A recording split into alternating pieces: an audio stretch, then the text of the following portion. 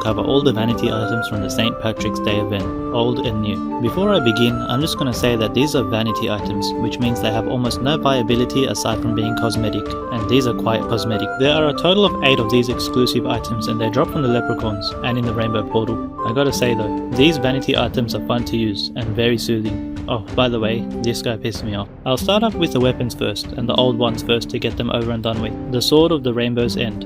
This one's a classic. I won't even mention the damage. These vanities basically just make you hit the soulbound threshold, nothing else. Anyways, with a 150% bonus rate of fire, it shoots like this. A stream of rainbows. And with weapon sounds on, you can hear it's the same sound as when you hit a gigacorn. So in a way, you are shooting out screams of agony. Let me visualize that for you.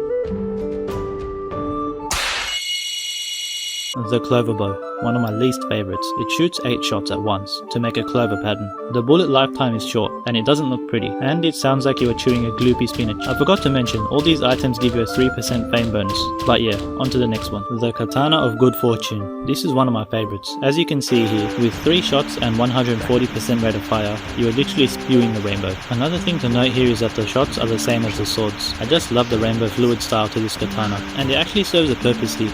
It is by far the best katana for accuracy farming. 3 shots at 140% rate of fire. Second place is the Quartz Cutter, which does 3 shots and only 80% rate of fire. And clearly last place is the Blade of Ages. And no, this time I won't make you watch the whole thing. Now onto the newer weapons. First up, the Prismatic Slasher. Sounds like something straight out of the Crystal Cavern. It fires 2 shots and at a 160% rate of fire, which means it's probably another accuracy farm weapon. Which it is. The shots hit multiple targets and armor pierce. Another feature it has, which a lot of multi-shot weapons have, is alternating shot patterns. You just swap your weapon with another weapon, shoot 1 time or any odd number of times, swap back and boom. The Staff of the Saint. I like the aesthetic of this, mainly just looking like a wizard on rainbow fire. It has 150% rate of fire and shots hit multiple targets. Now for the last weapon, the Rainbow Rod. Unfortunately I couldn't get my hands on one of these at all, like seriously I farmed heaps, but thanks to I can still show you through his gameplay. Just by looking at the shots, I can tell this will be one of my favorites. When shooting straight, it's like a rainbow laser beam, which is awesome. That's it for the weapons. Now onto the abilities, the Clover Star. When you use the ability, it goes in the pattern of like an 8, or pretty much a bulwark, and it only costs 30 mana. So when you spam it, it sort of looks like you are tossing lettuce.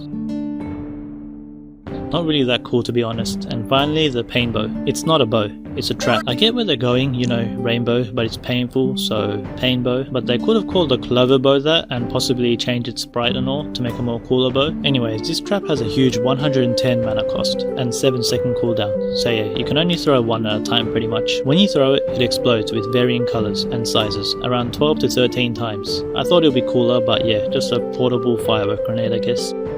So that's all the St. Patrick's Day items covered. Some of them are pretty awesome and some are just boring, but that's just my taste. Anyways, thank you for watching and be sure to like.